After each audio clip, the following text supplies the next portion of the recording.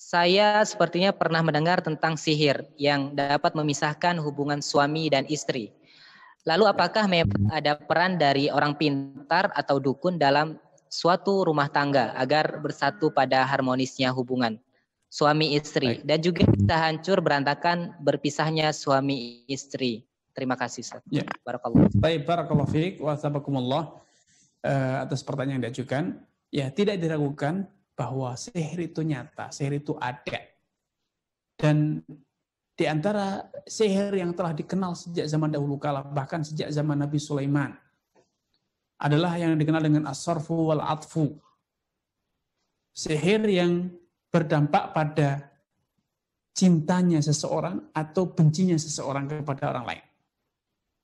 As-sarfu itu berarti orang yang semula cinta menjadi benci, atau al-atfu itu yang semula benci menjadi cinta. Itu ada. Sihir semacam itu ada.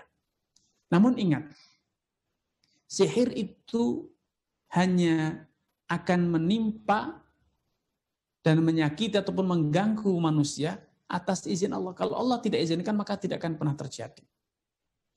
Yang kedua, sihir itu bisa menimpa manusia kalau manusia tidak membentengi dirinya dengan zikir-zikir kepada Allah yang dia lakukan di pagi hari, di malam hari, di sore hari, dan di setiap aktivitasnya. Kalau seorang itu telah membentengi dirinya dengan adhkar syariah, dengan zikir-zikir yang diajarkan Nabi, sebelum makan, sebelum tidur, sebelum masuk rumah, keluar rumah, setiap aktivitasnya dia selalu mengucapkan basmalah, sebelum tidur dia baca ayat kursi, di sore hari, setelah sholat asar dia baca ayat kursi, dia baca ayat kul-kul, ya, kulullahu ahad, kul a'udzu birabbil falaq, kul a'udzu birabbin nas, banyak 3 kali. Sebelum tidur dia baca pula kul-kul tersebut, ditiupkan ke tangannya, kemudian diusapkan ke badannya, maka insya Allah setan tidak akan mampu merusak kita atau menyakiti kita. Ya. Kemudian selanjutnya, bahwa istri kita ataupun kita sebagai suami, sebagaimana yang telah saya sebutkan di atas, bahwa kita punya kewajiban untuk memupuk, menjaga, menyayangi cinta yang ada dalam hati kita masing-masing. Sebagaimana kalau kita punya tanaman, jangan pernah menyalahkan matahari yang menjadikan tanaman Anda kering. Kalau ternyata Anda memang tidak pernah menyiraminya, Anda tidak pernah memupuknya, dan Anda membiarkan gulma serta serangga ataupun yang lain memakan tanaman Anda. Akhirnya tanaman Anda gersang, tanaman Anda pun kering, mati. Sihir itu hanya satu dari sekian banyak sebab.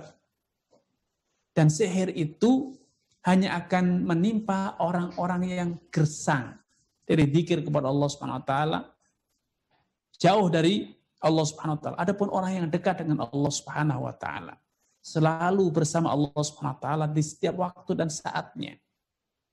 Rumahnya selalu semarak dengan lantunan ayat Al-Qur'an Al-Karim, zikir kepada Allah, dengan ibadah kepada Allah, salat sunnah.